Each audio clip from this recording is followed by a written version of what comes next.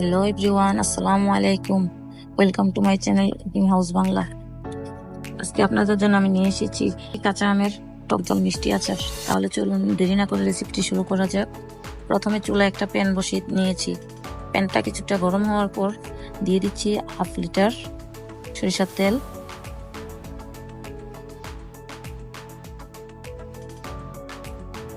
তেলটা কিছুটা গরম হওয়ার পর দিয়ে দিচ্ছি 2 টেবিল চামচ সরিষা বাটা,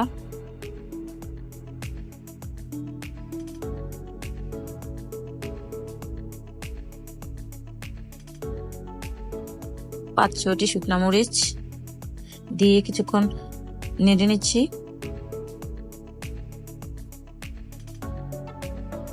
তারপর দিয়ে দিচ্ছি 1 টেবিল চামচ রসুন বাটা।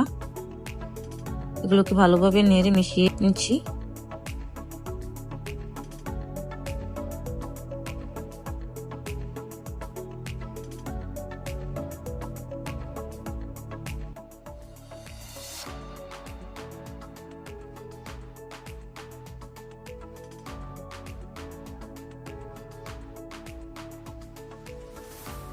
এগুলো কিছুক্ষণ মিশিয়ে নেওয়ার পর দিয়ে দিচ্ছি 1 চা চামচ হলুদ গুঁড়ো, দিয়ে আবারও এটাকে ভালোভাবে মিশিয়ে নিচ্ছি।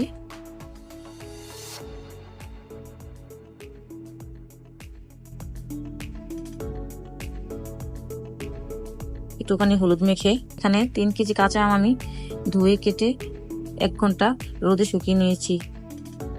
দিয়ে দিলাম আমগুলো।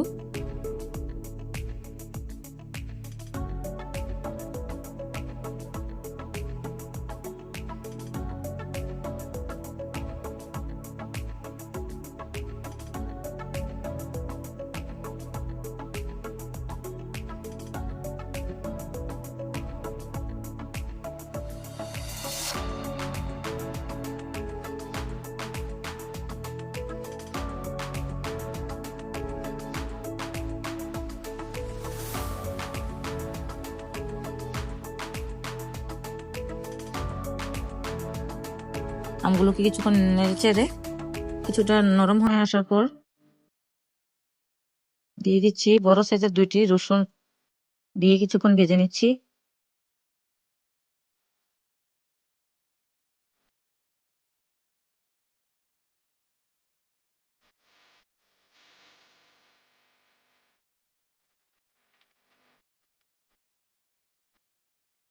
তারপর এর মধ্যে দিয়ে দিচ্ছি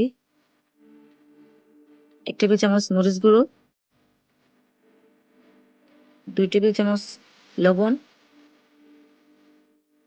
দিয়ে আবার মিশিয়ে নিচ্ছি।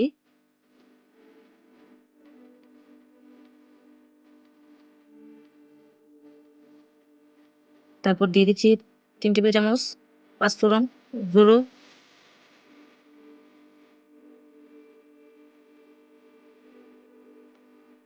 দিয়ে ভালো করে মিশিয়ে নিচ্ছি।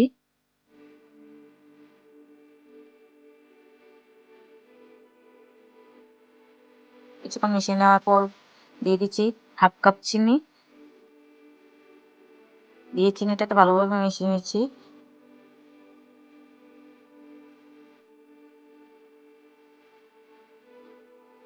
চিনিটা গলে আসার পর দিয়ে দিচ্ছি 1/2 কাপ ভিনেগার, দিয়ে এটাকে ভালো করে মিশিয়ে নিচ্ছি।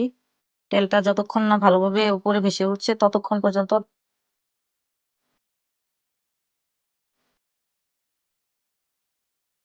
দেখুন আমার আমটা সিদ্ধ হয়ে এসেছে।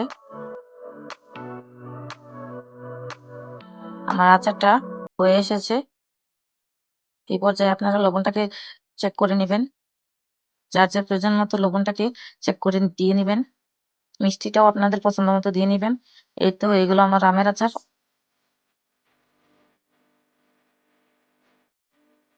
এখন আচারটাকে ঠান্ডা করে আমি একটা কাঁচের জারে ভরে নিচ্ছি। তৈরি হয়ে গেল আমার সুস্বাদু টক ঝাল মিষ্টি আমের আচার। আমাদের চ্যানেলটা যদি ভালো লাগে লাইক শেয়ার কমেন্ট করে আমাদের পাশে থাকার জন্য অনুরোধ রইল। আল্লাহ হাফেজ।